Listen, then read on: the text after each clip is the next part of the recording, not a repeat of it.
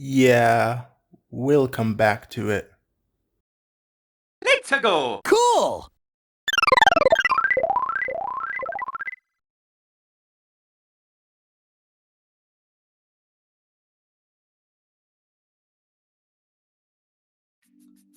Hey everyone, it's Nux, and I'm back with another Nintendo update video. Yeah, I know we've been getting a lot of news on the Sonic side of things with Sonic Frontiers and all sorts of other little side stuff like Sonic Prime, but for my own sanity, we're going to take a break from our Lord and Savior Sonic and focus on the Nintendo side of things because I think a Nintendo kind of summer direct is around the corner. You know, it's E3 period, obviously, which is why all this gaming news is out there. But, you know, E3 is canceled this year, so it's not exactly E3 period, I'd call it, but I'm pretty sure I think we will still be getting a major Nintendo Direct very soon. And in the case that, you know, we get it, I want to make sure my final predictions for that Direct are out there. But before I give my predictions on the next Nintendo Direct, there's actually some other stuff I want to talk about because I feel like this is a good update video to give my thoughts on various little recent Nintendo area kind of happenings, you know, and just give my thoughts on all that stuff. So let's get started. Now I'm going to start by apologizing in advance because unlike, you know, the last Nintendo update video, this isn't scripted. So I might be a little all over the place in terms of my thoughts, but I do have a bullet point list here, so I'm not going to be able to get too off track. And I guess how we're going to start this is just giving my current thoughts overall on Nintendo's 2022. And my thoughts are that, I'm not going to lie, it's a little more disappointing than I thought it was going to be. Now keep in mind, I don't think it's absolutely terrible because there's still a decent amount of games coming out on the Nintendo Switch that I think are of quality. But I feel like there's a bit of a problem, you know, with the Nintendo Switch this year and over the course of the last few months, which is that while we are getting occasionally the quality Nintendo Switch games, Nintendo has kind of made it a bit of a mixed bag between having games that are very controversial due to very stupid design decisions. And of course, I can't, you know, mention Nintendo's 2022 without mentioning the delays. Now, in my last video, I was like, you know, 2022, it definitely has potential to rival 2017 because we had so much stuff slated for this year. Nothing could possibly go wrong, of course, right? And of course, we got stuff delayed. On the smaller side of the scale, you know, you have a game like Advance Wars, which got delayed due to reasons. But then the big delays happened, which is that we got the delay of the Mario movie and the delay of Breath of the Wild 2, which were devastating blows to this year. And I'm not gonna lie, those hurt so much because I was so looking forward to the Mario movie and Breath of the Wild 2. Now, Breath of the Wild 2 is weird because it feels like the hype is really draining from that game. You know, people are giving their thoughts on what they think of Breath of the Wild 2 right now, and they're losing hype because we've been waiting so dang long for this game. Like, the whole reason we thought Breath of the Wild 2 would be appealing is because we thought it would take, you know, a little less time to get a Zelda game for once. But oh no, it's basically taking as long as it took to get Breath of the Wild almost to get this game. And it just raises the expectations for this game. And if Breath of the Wild 2 does not live up to those expectations, then yeah, it's definitely gonna feel like a huge bummer and almost even a bit of a waste of time, which honestly, I don't think, you know, the game is gonna like flop or anything like that, because at the end of the day, it's Zelda Breath of the Wild 2. Like, it's still building off an amazing game. So while I understand people's concern, I still think regardless of whether, you know, it feels a bit repetitive or doesn't live up to our expectations, it's still going to be a great game. As for the Mario movie, I don't know. Like, you guys know my thoughts in the last video on that. And they were basically just all over the place because God knows what the heck Miyamoto and Illumination are going to do with this movie. So until we get more info on that, it's whatever. But yeah, in terms of Nintendo's 22, it's definitely been a bit of a mixed bag. But now let's get into some specifics that I want to talk about in regards to the last few months. So the first thing I want to talk about in my list here is I want to talk about the second trailer for Pokemon Scarlet and Violet. I figure since we talked about it last time, I talk about it some more now that we have some new info. I figured that we'd be getting some Pokemon Scarlet and Violet news pretty soon, considering that usually Pokemon likes to drop news around the E3 period just before Nintendo has a big direct. Like sometimes we get a little bit of Pokemon info in directs, but they do tend to do their own thing. Now, in terms of the new info we got and whether or not it raises my, thoughts on Pokemon Scarlet and Violet, so far I'm still kind of like just like there's nothing that really blows me away, but there are some things I think that are kind of neat. So we see some more of the starters, which I still need to like figure out how the heck are you going to pronounce these starter names, because these names are just so, they don't feel as snappy as something like Squirtle, Piplup, and stuff like that. Like at least the grass one and the fire one. Quaxly, I think I've gotten used to that, but yeah, just bizarre. We got our release date, which is November 18th of this year, which is not surprising, but again, a lot of people are still concerned because we're getting this so soon after Legends Arceus, and I definitely understand that. But now let's get into the meat of the things. First, we learned that we have version exclusive professors this time, which I think is neat. We have Professor Saba, who is this caveman or cave woman person, which is, oh boy, didn't she make a stir on Twitter? And then we have Professor Toro, who is this futuristic looking guy who looks like that one guy from what was it, Kit and Crystal. But yeah, either way, I do like the professors, and I like the idea of version exclusive professors. Like the idea of having more version exclusive content to justify there being two versions is always nice to see, Next, we saw a bit more of the rival, who is named Nomura, and I actually think she looks pretty cool. Man, why does she have a better design than the freaking main protagonist? That was one of my first thoughts. Like, she looks so much better than the actual characters we're playing as. And I just think overall, she's the best design rival we've had in like ages. Like, she looks so cool. Now, unfortunately, I don't feel too excited because I feel like they're really gonna be generic with her writing where, oh, she's overly friendly and she wants to like be a big Pokemon trainer just like you.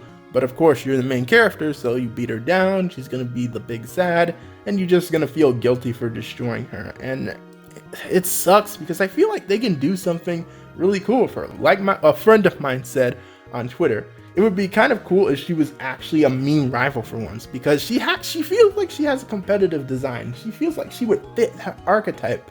But I just feel like, because as of recent, they haven't done much with the mean rival stereotype. It's just, it feels like she's going in that friendly rival direction, which is kind of just like, eh. We saw 3 new Pokemon, which we got 𝗵𝗲, Lechonk, and Smoliv, which these freaking Pokemon name puns, man. I never get tired of these name puns because they're just so funny. They're so funny. Lechonk is just hilarious. It's so dumb, but it's so hilarious, and it fits perfectly as a Pokemon name. Design-wise, I also think they're pretty cool. The next thing we saw is we got a tease of 4-player co-op. Now, I was a bit mixed on this. Like, on one hand, 4-player co-op, like being able to play Pokemon simultaneously with your friends, sounds freaking amazing. I've always wanted this. Like, the idea of me and my brothers just playing Pokemon together, just exploring a Pokemon world together, or doing that with my friends, sounds freaking amazing. I've always wanted that. Like, but I'm kind of skeptical because, while they hype up this whole 4-player co-op thing, it really makes you wonder, like, how expansive will it be? Like, what kinds of features will they have with this co-op? Will we be able to play like mini games together? Will we be able to instantly share and trade Pokemon? Is it even going to be online? Stuff like that. Like, I feel like there's little quality of life things Game Freak could easily drop the ball on that make this not as exciting as it could be. But if they do this right, this could be like almost a Pokemon MMO type of thing, and it could be actually really cool. So I really hope this 4-player co-op is as in-depth as Game Freak is hyping it up to be. Because if it is, I think this is the one thing that has the potential to really make Scarlet and Violet pretty dang good. But again, we'll see how it works out. Oh yeah, and also because of this, caught thing, we got customization back, which thank God, because the main characters look freaking horrible. Like I feel like customization, it doesn't fully, fix these dripless designs, but it definitely makes it a heck lot better, bro, a heck lot better. Oh man. They also really reiterated on the open world thing, and the fact that we saw trainers splitting down different paths, it potentially implies that we'll be able to do gyms or something in a no set order, which if that's true, that actually could be really cool. Now, I'm not getting my hopes up, because just like the cult thing, they could easily screw this up in some way. I can feel it. But yeah, that's gonna lead us to the final thing with Scarlet and Violet, which is that we got the names and the designs of the main legendaries, which is, I might butcher these pronunciations because again, I need time to work on that, but we got 𝗂𝗲𝗳𝗲, who represents Scarlet, and 𝗵𝗲𝗲𝗳𝗲, who represents Violet. And basically they're these lizard gecko looking creatures. Like one has a very traditional looking design and the other has a very futuristic looking design with like digital eyeballs, and they both have like wheels on their chest. It's that look like the gecko. It's so weird. The designs are so weird looking, but I actually like them. Like they feel like legendaries while also having a unique kind of style to them. I actually think they're really cool. They're some of the best designed Pokemon we've seen in a hot minute. I think they look really cool. They have potential to be so much cooler than Zacian and Zamazenta, which I like. The Gen 8 main legendaries, they were okay, but they felt a bit too similar looking to me, like they're both doggos, except one is holding a sword and the other just has a shield for a face. These feel a little more creative to me, and I like them. And because of the theme of these legends, that also, leaves up in the air, what the heck is the theme of this game? A lot of people are saying that it could involve time travel, because it seems like they're really leaning on this past versus future kind of theming, which is very interesting. I'm very interested to see what that will mean for the story, which my only hope for that is please just be a better story than Sword and Shield story. That's my only request. But yeah, that's my thoughts on the Scarlet and Violet second trailer. I think it was a decent trailer. I'm very skeptical, because of my modern Pokemon thoughts, but I am intrigued.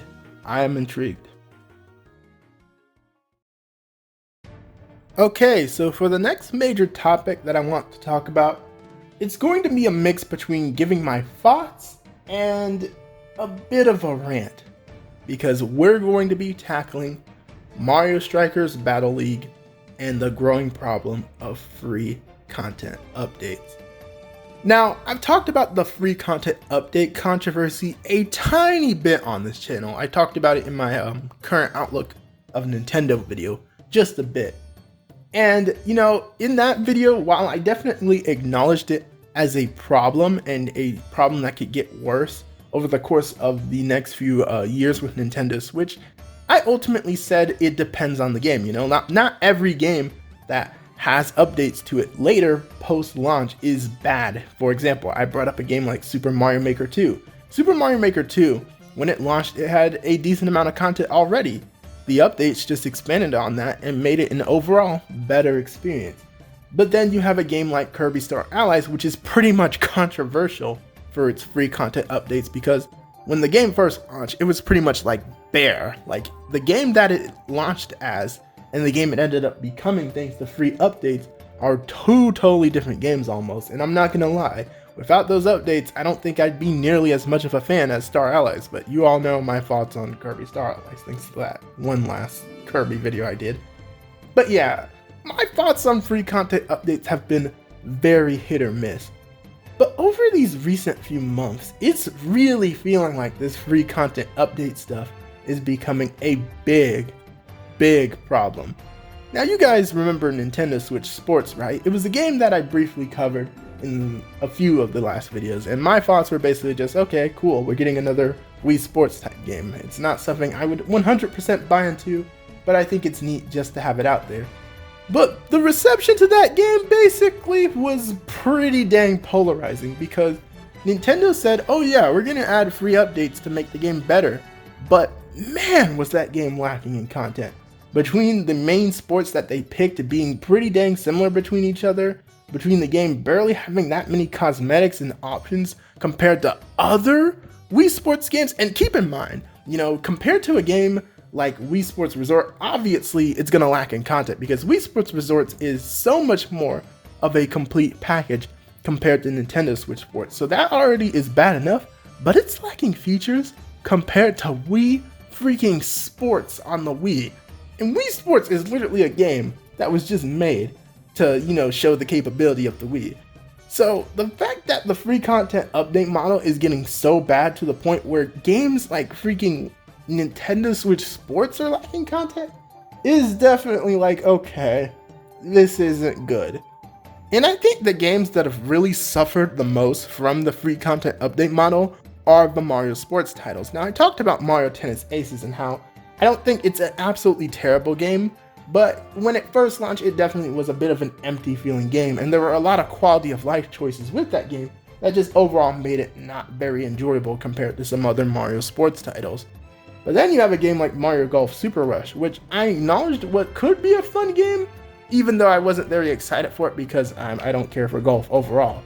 But it seems like the content of that game was just dead. Like, the content of the game is just absolutely dead compared to other Mario Golf games. And keep in mind, the free updates for that are done, and that game is still lacking in content. So yeah, but where this is gonna really become a problem is, it seems like based on early reviews from Mario Strikers Battle League, even this game is lacking content. Now, it doesn't seem like the game is absolutely terrible because from what I've heard from recent reviews, it seems like the gameplay is pretty solid. It seems like there's some of that, Mario Strikers charm still in there. But because the game is lacking in content, it's just making people, really get tired of this model. And honestly, I can understand it because while maybe I'm not gonna buy every game that this free content update model touches, that doesn't mean every game series is immune to it. Like, imagine we get Mario Kart 9 finally, after all these years of waiting and all this goddamn Mario Kart 8 DLC, we finally get Mario Kart 9. But it launches with 10 characters, free courses, maybe not free courses, and then they say, oh, we're gonna update the rest of the courses later. That sounds horrible. And I'm gonna mention someone who's done a really good job of criticizing the free content problem, which is my boy Demeech. Now, Demeech, as much as I do enjoy his content sometimes, I'm gonna be honest, I have my disagreements with him. You all know how I felt, how you can probably guess how I feel with his Kirby Star Allies review, considering my thoughts on Kirby Star Allies. But just because I have clashing opinions with him doesn't mean I have beef with the dude, There's some things I disagree with him saying, but I think he's done a really good job of really nailing down the problem of this free content update model thing.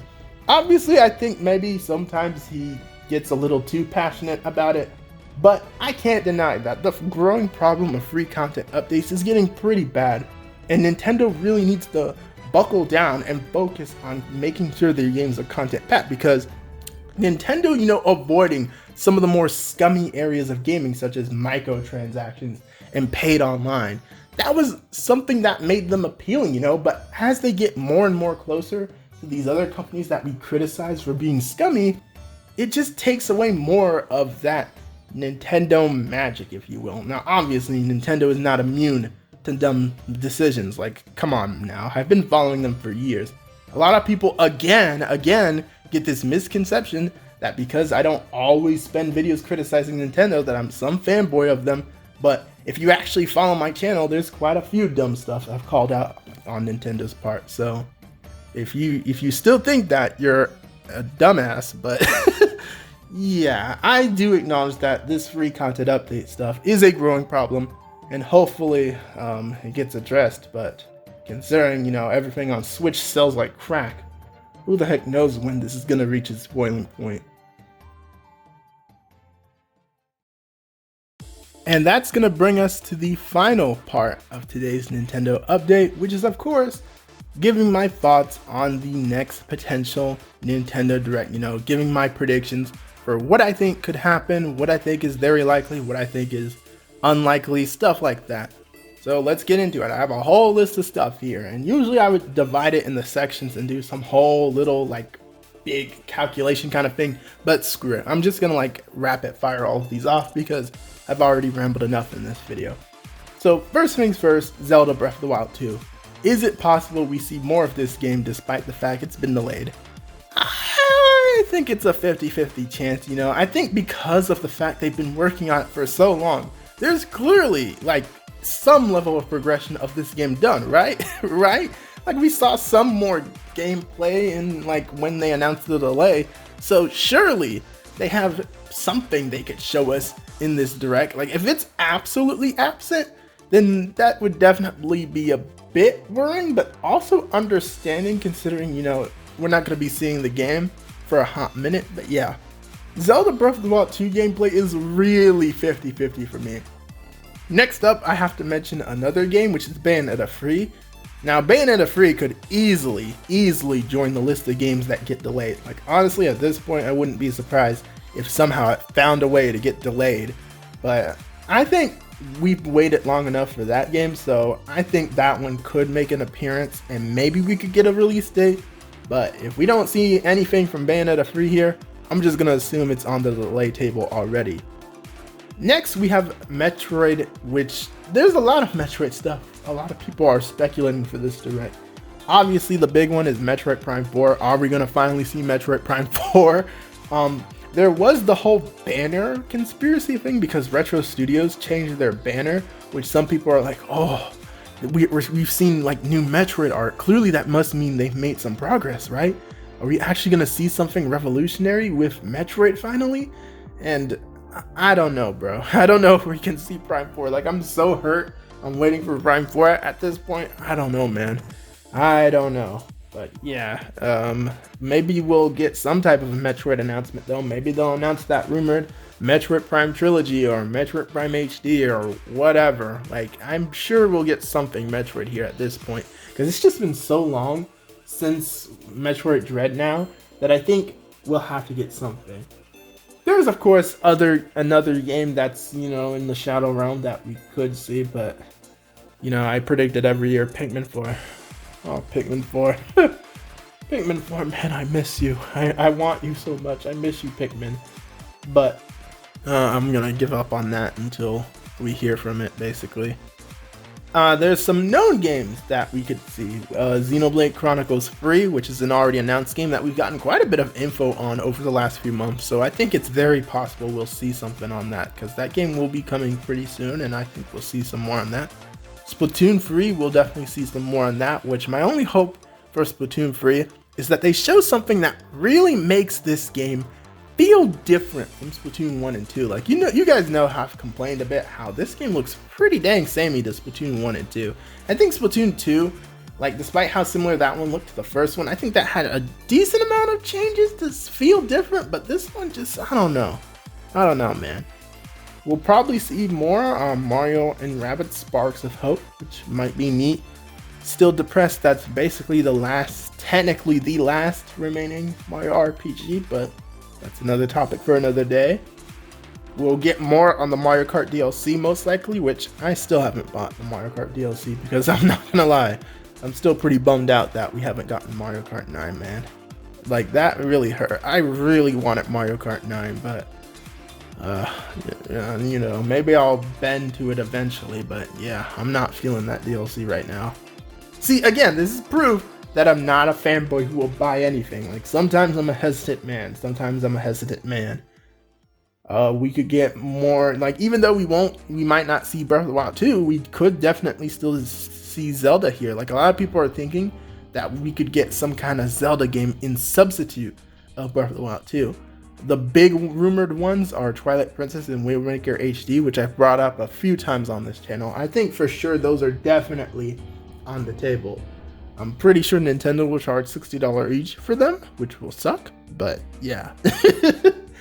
Some people have also speculated that we could get another remake or a all-new 2D Zelda because Grezzo's been quiet and they're pretty much known for doing Zelda remake stuff or porting stuff, so who the heck knows, they could be up to something.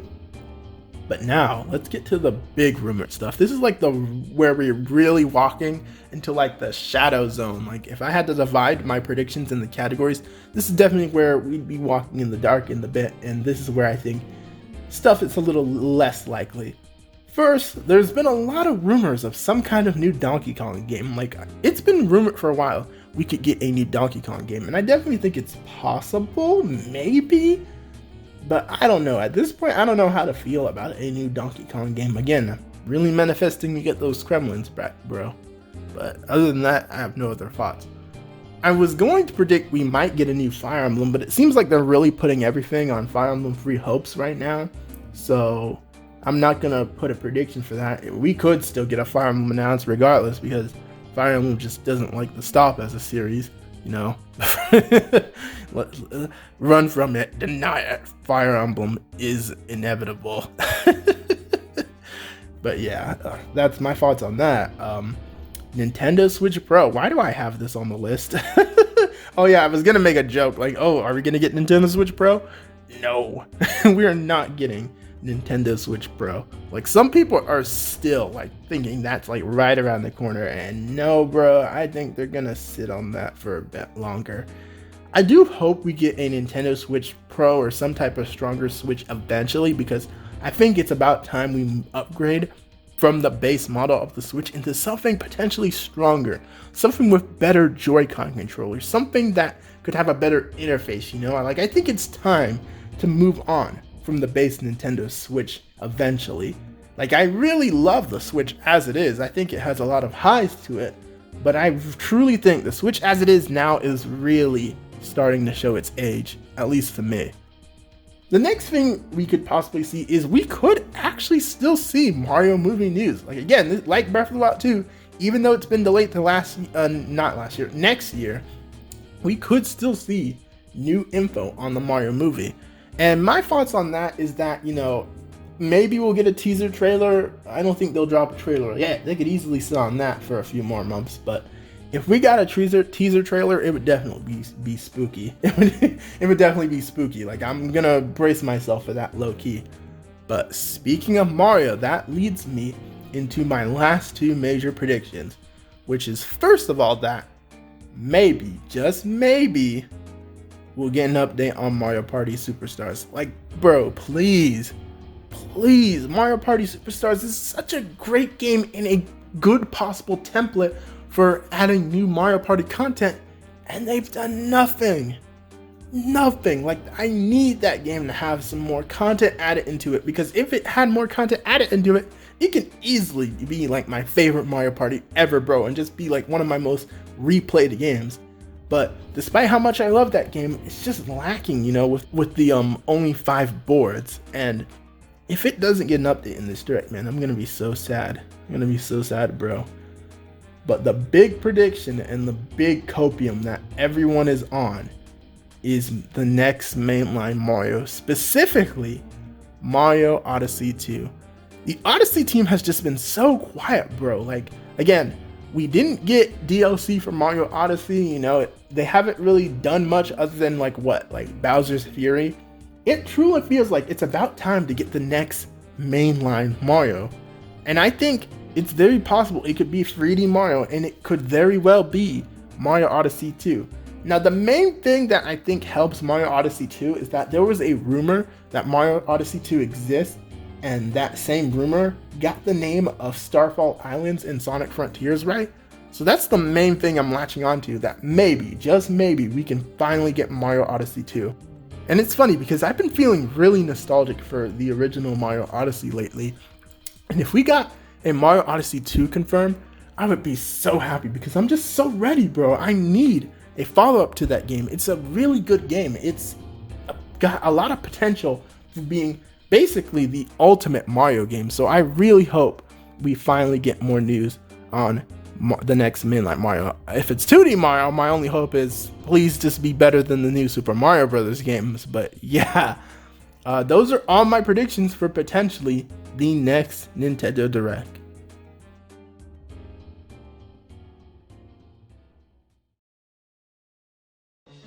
And with that, that is all I have to say for today's Nintendo update. Again, Nintendo's 2022 has just been sort of a mixed bag for me. There's definitely still stuff I've enjoyed, such as Kirby and the Forgotten Land, which you'll know my thoughts on that pretty soon, but they've just made little dumb decisions like the free content update stuff and all the delays that have just made this year so much less exciting than it could have been, you know?